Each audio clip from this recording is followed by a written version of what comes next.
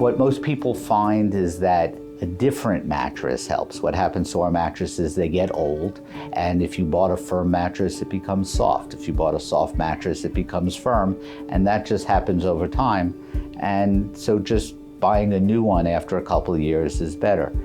All the mattresses are called orthopedic mattresses, and the reason they're called that is because it sells mattresses.